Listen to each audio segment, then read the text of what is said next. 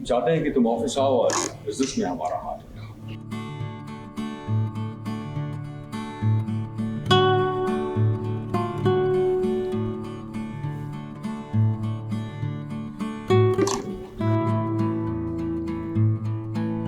हम चाहते हैं कि स्वरा भी ऑफिस जाए वेदांत के साथ।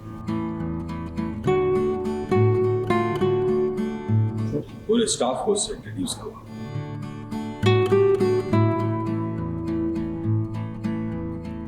ध्वनि, तैयार हो जाओ, हम खुद तुम्हारे घर छोड़कर आएंगे।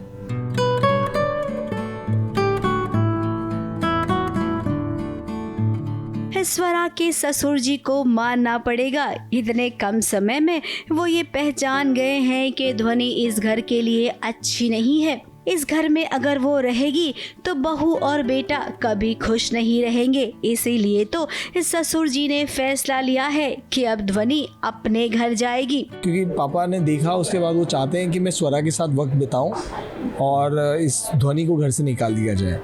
तो उनके दिमाग में ये चल रहा है कि जितना हो सके वो वेदांत के साथ टाइम स्पेंड करे, इसीलिए हम दोनों को ऑफिस भेजा जा रहा है। और रही बात स्वरा की बात समझने की, तो उसके लिए एक ट्रांसलेटर भी आ गया है। अब स्वरा कुछ ध्वनि के बारे में समझ रही थी, इसीलिए स्वरा तो फिलहाल खुश है। और बात करेंगे वेदांत की, तो वेदांत अभी भी सोच में है कि ध्वनि सही है या नहीं। वो ध्वनि को घर से कैसे भी करके, उनका मोटो यही है कि घर से निकाल दिया जाए इस लड़की को। एंड मैं तो बीच धार में फंसा हुआ हूँ, मुझे समझ नहीं आ रहा कि मैं क्या करूँ। मैं प्यार को चुनूँ या अपने कर्म को चुनूँ। अब इस सीन को थोड़ा सा और मजेदार बना देते हैं। ये जो ट्रांसलेटर आया है ना, उसका कहना है कि स्वरा की भाषा उसे समझ में नहीं आ रही है, क्योंकि बचपन से वो जिस अंदाज में बात करती है वो उसे क्या किसी को समझ में नहीं आएगा। यानी कि अब ट्रांसलेटर ने ही हाथ खड़े कर लिए हैं, तब क्या होगा। नया ट्रांसलेटर आया है, ये रुद्र प्रताप जी ने बोला कि मैं निकलो। तो ये स्वरा का आइडिया है कि हम ध्वनि को घर भेज के हम एक ट्रांसलेटर ले आते हैं जो हमें सिखाएगा।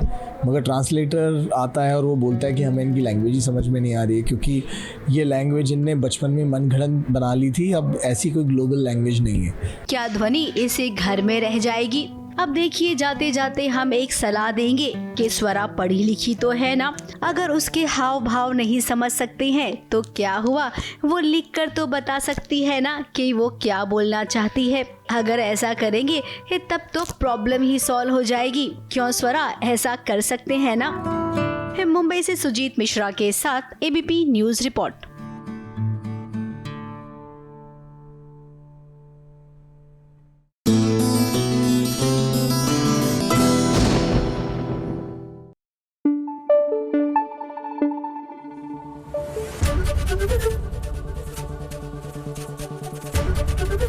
एबीपी न्यूज आपको रखे आगे।